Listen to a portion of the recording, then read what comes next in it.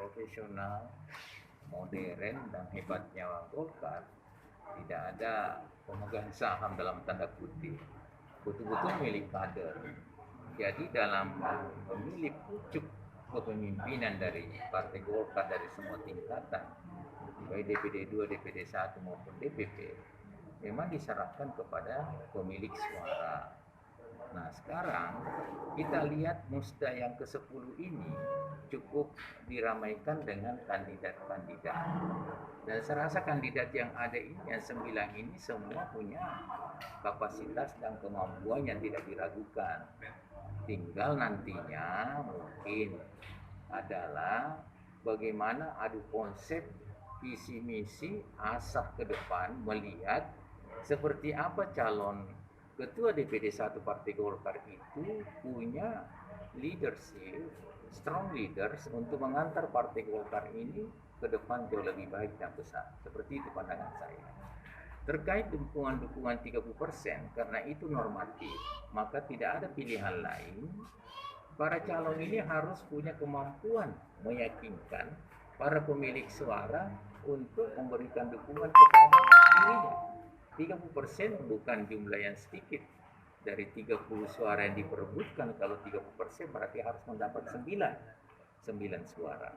Jadi itu menurut saya tinggal kemampuan para calon ini meyakinkan pemilik suara untuk memberikan dukungan pada awalnya dulu. Setelah itu baru pemilihan suara di balik bilik seperti itu. Sejauh ini apa sudah ada komunikasi ya?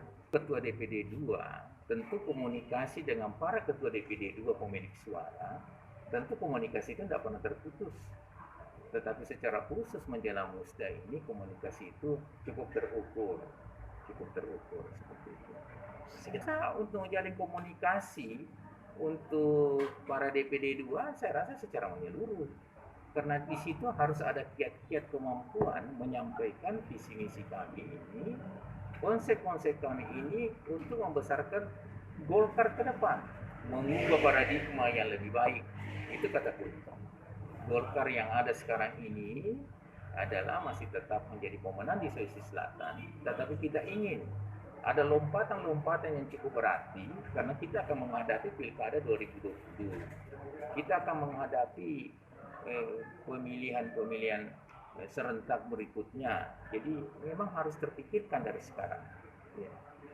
Internal partai antara DPD 1 dengan DPD 2, karena biarpun bagaimana keputusan DPP, keputusan Partai Golkar menetapkan 12 calon di 12 kabupaten kota, itu adalah tanggung jawab kita semua sebagai kader untuk memenangkan calon yang diusung oleh Partai Golkar. Nah, hanya saja karena ini pertarungan konsep, maka kita harus mencoba mengantar calon kita itu penguasaan konsep program yang bisa dijual dan meyakinkan masyarakat. Karena persoalan ke pilkada adalah persoalan akar rumput suara itu sendiri. Kalau kita bisa mewujudkan konsep bahwa suara rakyat adalah suara Golkar adalah suara rakyat Indonesia untuk Golkar untuk Indonesia.